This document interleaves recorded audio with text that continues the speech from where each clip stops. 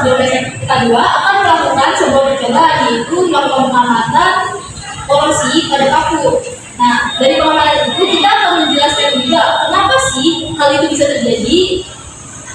Sebelum itu, izinkan kami memperkenalkan diri. Nama saya Misha Trimula Gunda. Nama saya Regina Wirwani. Nama saya Alvin Purna. Nama saya Febri Sumandiri. Nama saya Isyana Putri. Korosi adalah proses kerusakan logam akibat reaksi kimia dengan lingkungan. Nah, biasanya itu melibatkan oksigen dan air. Nah, dalam kimia, korosi adalah reaksi redoks, di mana logam mengalami oksidasi, melepaskan elektron, dan bereaksi dengan zat di sekitarnya. Korosi juga bisa disebut sebagai pengkaratan. Kelompok kami sudah melakukan beberapa percobaan terhadap paku dalam beberapa situasi yang berbeda. Berikut adalah hasil pengamatannya. Yang pertama, kami telah melakukan percobaan pertama dengan menaruh paku di tempat terbuka.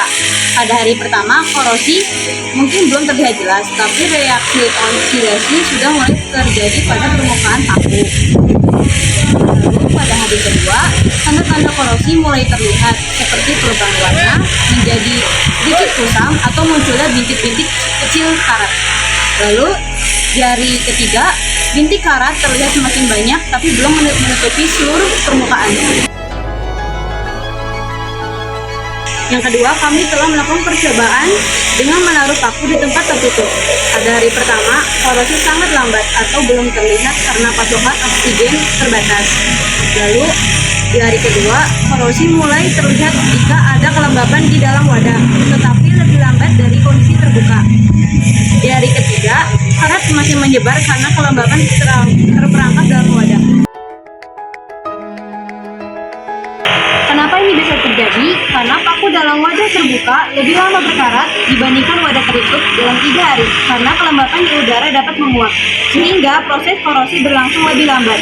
Sementara itu, dalam wadah tertutup, kelembapan yang tertangkap mencepat pembentukan karat meskipun oksigen terbatas. Tadi saya percobaan kedua, yaitu paku yang direndam oleh air biasa di dalam wadah tertutup, dan ada paku yang terendam di air hangat dalam keadaan wadah juga. Pada percobaan air biasa dengan paku ini, pada hari pertama memang tidak menunjukkan tanda-tanda perubahan, tapi pada hari kedua, paku korosi mulai terjadi dengan cepat, ditandai dengan perubahan warna dan muncul bintik-bintik karat. Dan hari ketiga, korosi semakin parah dengan lebih banyak karat yang terbentuk dan menyebar ke permukaan paku. Nah, pada air hangat, hari kedua paku mulai berkarat karena masih ada oksigen dalam air, ditambah suhu hangat yang mempercepat reaksi. Wadah tertutup menjaga kelembapan sehingga korosi tetap terjadi. Pada hari ketiga, korosi paku semakin jelas karena reaksi antara besi, oksigen, dan air masih berlangsung. Air hangat mempercepat proses di awal, sementara wadah tertutup menjaga kelembapan membuat paku terpapar air. Karat terus menumpuk, tetapi jika oksigen dalam air habis, laju korosi bisa melambat. Di sini saya akan menjelaskan terjadinya korosi paku pada air garam. Terjadinya korosi paku dalam air garam terjadi karena ion klorida mempercepat reaksi antar besi oksigen dan air membentuk karat. Garam meningkat konduktivitas listrik yang mempercepat proses ini karena garam bersifat asam yang dapat merusak lapisan luar paku sehingga menyebabkan korosi lebih cepat. Dari hasil pengamatan hari pertama, paku mulai bersentuhan dengan air garam. Ion klorida mulai mempengaruhi lapisan perlindungan paku dan korosi dimulai dengan membentuk lapisan oksida besi tipis. Hari kedua, lapisan oksida semakin tebal dan rapuh. Paku mulai menunjukkan tanda-tanda karatan dengan perubahan warna. Hari ketiga, proses korosi semakin maju. Lapisan karat semakin tebal dan paku mulai rapuh, memperlemah teksturnya.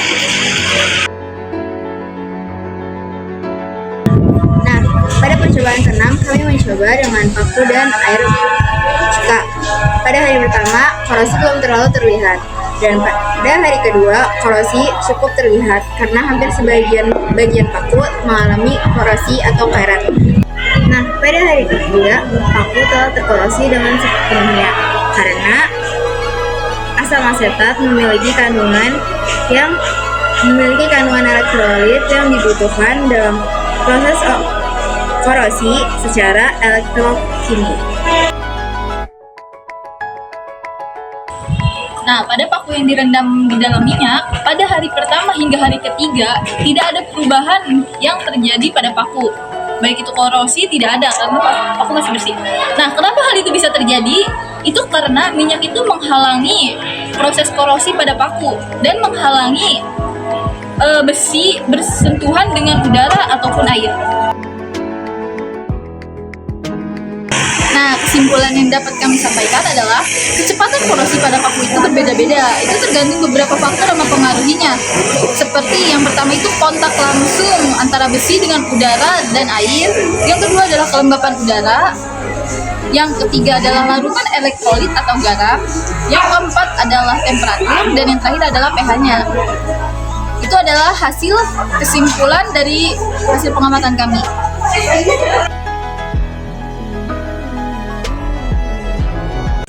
Nah, dia hasil percobaan dari kelompok kami. Nah, semoga video kami dapat menambah wawasan bagi kita semua. Kurang lebihnya mohon maaf. Wassalamualaikum.